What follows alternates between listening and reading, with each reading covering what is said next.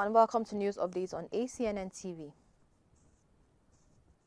The Anglican Bishop of Diocese of Lafia, the Right Reverend Godwin Adeyerobison, has charged Christians to take heed about what they are building on the foundation already laid by Christ.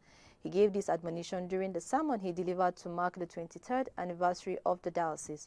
According to him, Apostle Paul made it clear in 1 Corinthians chapter 3, verse 11 to 13, that our work will be tested with fire. Therefore, Christians should make sure they use vessels that are durable to build. Building here connotes our stewardship, devotion, and worship of God. Ministry should be without unhealthy competition. However, the ebullient church father frowned at the way modern-day Christians are doing the work. He commended the efforts of the pioneer bishop, the Right Reverend Mila Maza, for keeping faith. He described him as a great leader. He also eulogized him for building and dedicating the cathedral. The erudite bishop expressed gratitude to God for how far he has led the diocese since 1999.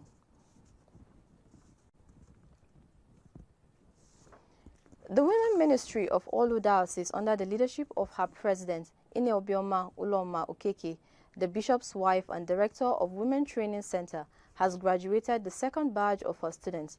The training school Amanwai, which has been officially renamed Ezinne Ogonaya Izirim Women Training School, Diocese of Olu, during the diocesan 38th year anniversary celebration, has continued to work stronger and to witness bountiful leap as the late Venerable Ezirim's family of Umoke, Nkwere local government area, undertook to begin a new permanent school block for the center. The ceremony saw the graduation of a total of 51 persons at the Cathedral Church of SS Peter and John the Divine, Nkwere. The Dean of the Cathedral, Very Reverend Cyril Okorie, assisted by the Cathedral chaplains, officiated in the service as the Reverend Romanus Nwakocha delivered the graduation sermon titled, "To whom much is given, much is expected." Text taken from Luke chapter 12, verse 47 to 48. The preacher charged the graduates to manifest the essence of their training. Their training is expected to enhance family life and to support the ministerial exploits of their husbands, who are mainly ministers of the gospel. The bishop's wife, Uloma Okeke, expressed great delight on the success of the event and appreciated all who contributed in many ways to facilitate a successful outing.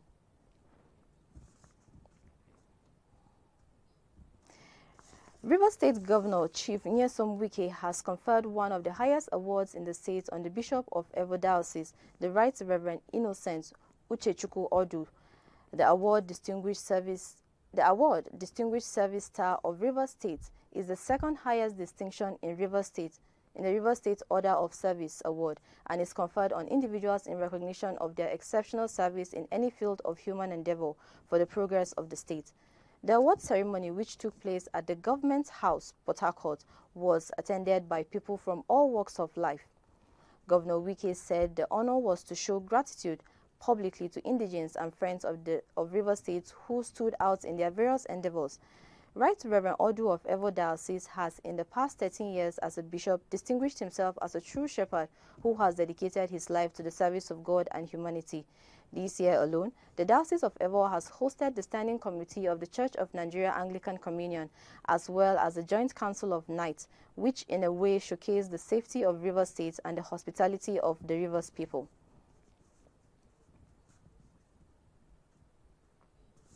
The governor of Ondo State, Arakunrin Oluwarotimi Akeredolu, and his Lagos State counterpart, Mr. Babajide Sanwo-Olu, has unveiled the Owo Anglican Diocese 40th Anniversary logo and banner and program of events. The event, held at the Cathedral Church of St. Andrew Imola Street, Owo, in Ondo State, was chaired by Sanwo-Olu, who is also the chief launcher. The Deputy Governor of Ondo State, Honorable Lucky Orimisan Ayedatiwa, who was represented by Honorable Boyega Adefarati, was the distinguished guest of honor. Other special guests of honor and co-launcher were the Secretary to the Ondo State Government, Princess Oladuni Odu, the Deputy Chancellor of the Diocese, Sir Oladipo Opesheyi, amongst others. Speaking at the event, Akeredolu, who is also the Chancellor of the Diocese and Chairman of the Anniversary Planning Committee, thanked God for the 40 years journey of the diocese in Owo Kingdom. He said this has brought massive development and growth to the church and the ancient town. The Ondo State Governor, who sought support from the Congregation for the Growth of the Church lauded Sanwo-Olu for his tremendous support for the Anglican Communion. He assured the Lagos State Governor that the church will continue to pray for his re-election.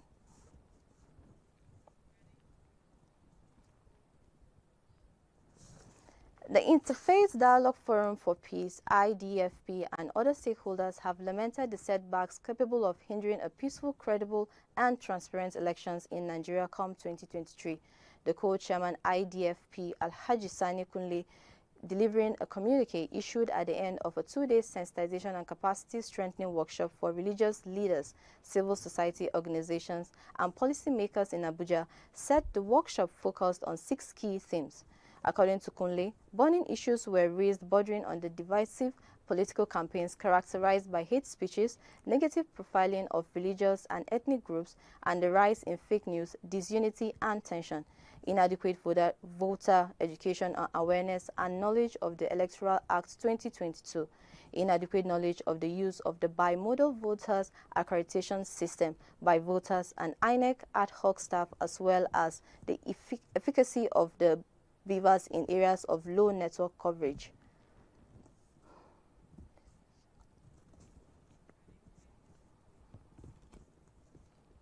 And that's all we can take for now. Please join us at 3 p.m. West African time for the news on the hour. I am Abosede Taiwo. Goodbye.